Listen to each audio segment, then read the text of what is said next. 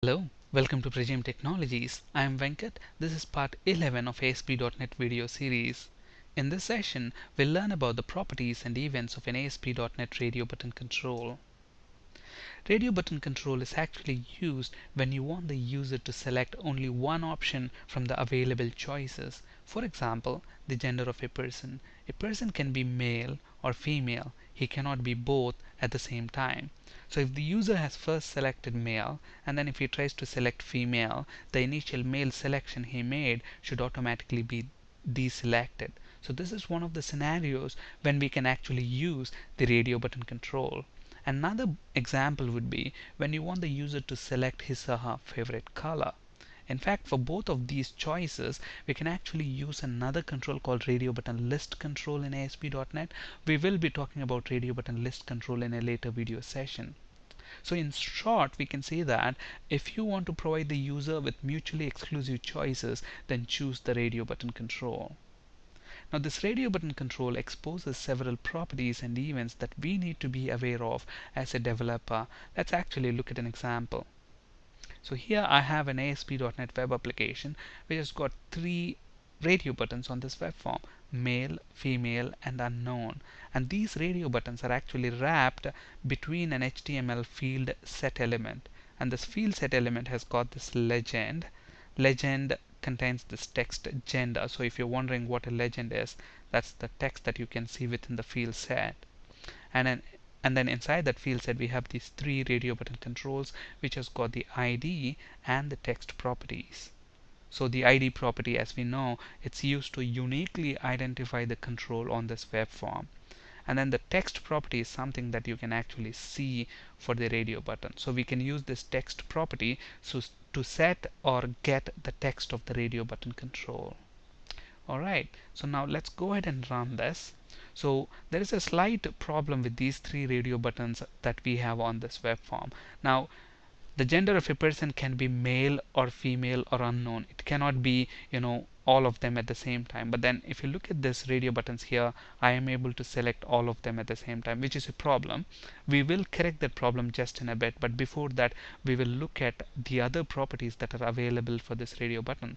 The first property is the checked property. This is a Boolean property, meaning it's going to return a true or a false.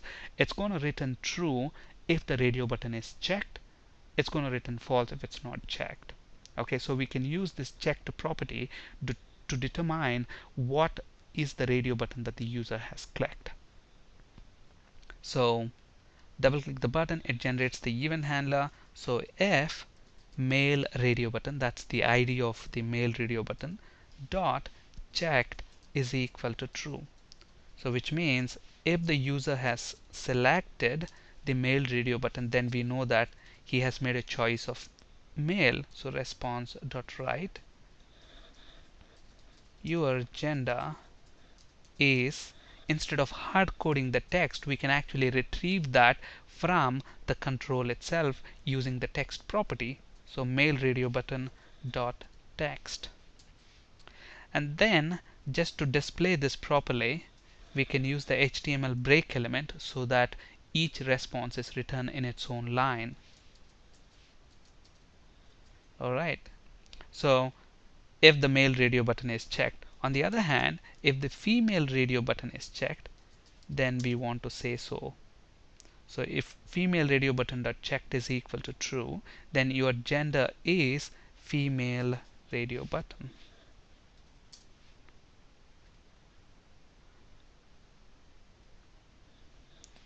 Along the same lines, if unknown is checked,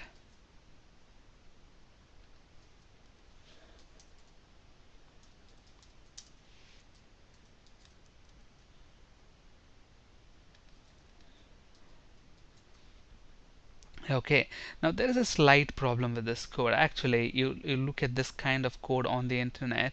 The problem is, look at this checked property. The checked property itself is a Boolean property, so which means it's going to return a true or a false. You don't really have to compare that value to a true. You can just say if checked.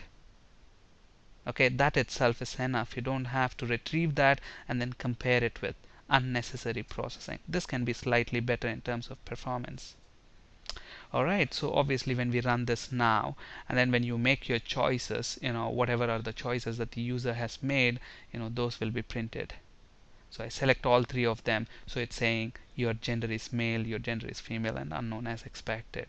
Okay, so this checked property is used to determine whether if the user has actually checked that radio button or not. And we can use the text property to get or retrieve the text of the radio button control. And then there is another property called text align property, and this is very simple to understand. This basically dictates the alignment of the text of the radio button control. Do you want that to be on the right side or on the left side? So at the moment, if you look at the radio button controls, for all the three radio button controls, we have the text aligned on the right hand side. Let's say, for example, for this radio button, I want the text to be aligned on the left hand side. I go to the properties window, text align, and I can just choose left, and then that flips that to the left side. So let's put this back to right side. So that's the text align property. Auto post back, and this is similar to other controls like the auto post back property of a text box control or a drop down list control. We set this property to true if you want the web form to be posted immediately when the checked status of the radio button changes. Okay, now if you look at the text box control exposes text changed event, and that's by default is cached in the view state of the control. And then this event, the text changed event, will be fired only when you post the web form back to the server by clicking a button control. Okay, so in a similar way, the radio button exposes an event called checked changed, in the sense, the checked selection changed event. This event is fired whenever the status of the radio button control is changed, the checked status is changed. Now by default this event is cached in the view state. If you want to treat that as a post back event, set the auto post back property to true.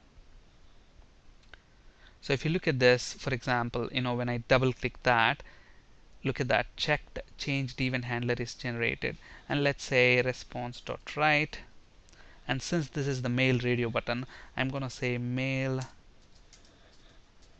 radio button selection changed. Alright, so now when we actually run this, let's rerun that once again. So when we run this and when we change the selection of that male radio button, look at this, it's not selected. I select that, but the event didn't get fired immediately. But when I click the button, look at that, that's when it gets fired, because the event is cached in the view state of this control, and it's fired by default only when you post the web form back to the server for processing. But if you want to convert that cached event of this radio button control into a post back event, all you do is set the auto post back property to true, and we do that by going into the properties window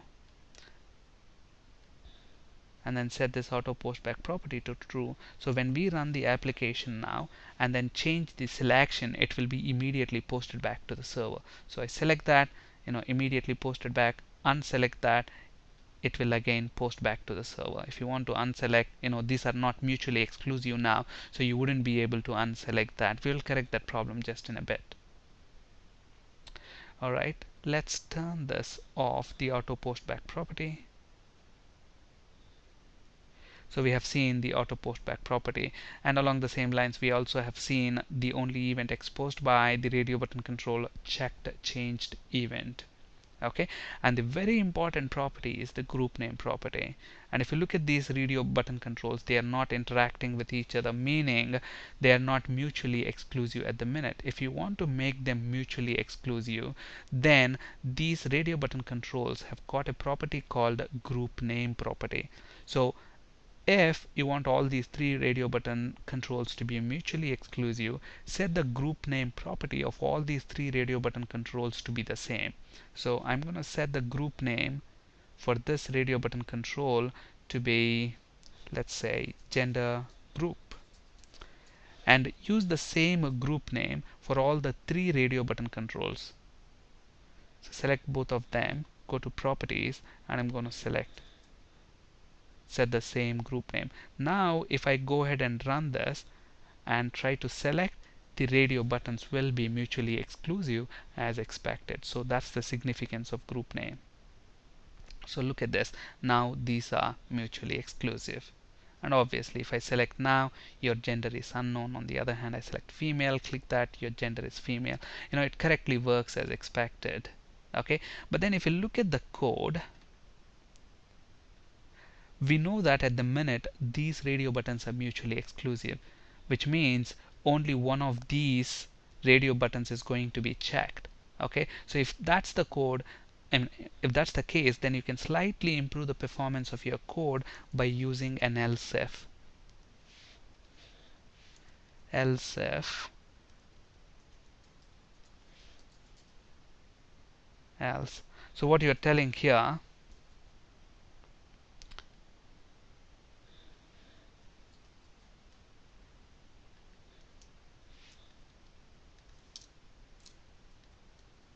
actually let's put this condition here.